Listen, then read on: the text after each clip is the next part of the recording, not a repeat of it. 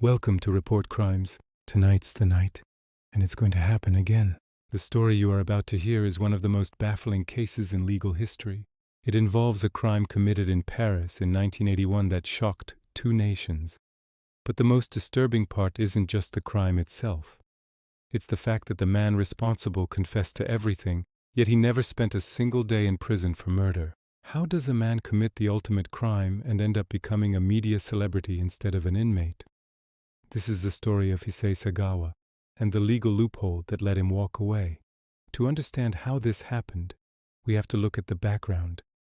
In 1981, Issei Sagawa was a 32-year-old student from a wealthy Japanese family living in Paris. He was studying at the Sorbonne, seemingly a quiet intellectual, but privately Sagawa was struggling with deep, dark psychological compulsions. He became fixated on a fellow student, Renée Hartevelt. Renée was a brilliant 25-year-old scholar from the Netherlands.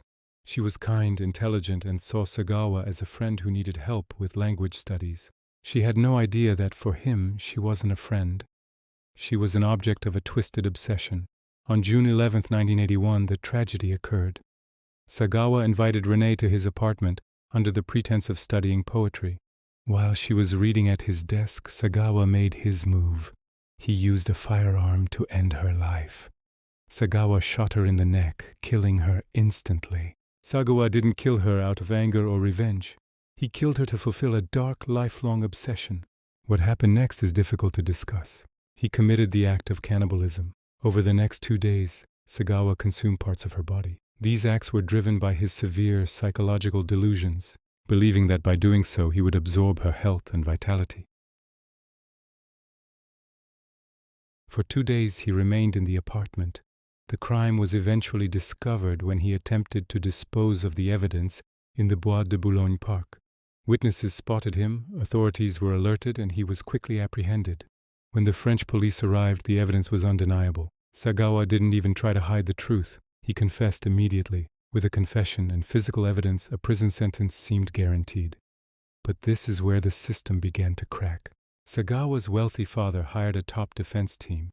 Their strategy relied entirely on his mental state. French court-appointed psychiatrists examined him. They concluded that his delusions were so severe that he could not be held legally responsible for his actions. They declared him insane and unfit for trial. Because of this diagnosis, the charges were effectively dropped. He wasn't sent to prison. He was ordered to be held indefinitely in a French mental institution. The French legal system believed they had solved the problem. He was locked up, but they were wrong. In 1984, Sagawa was deported back to Japan. The French authorities handed him over, assuming the Japanese system would keep him institutionalized. But when he arrived in Tokyo, he was examined by Japanese psychologists at Matsuzawa Hospital.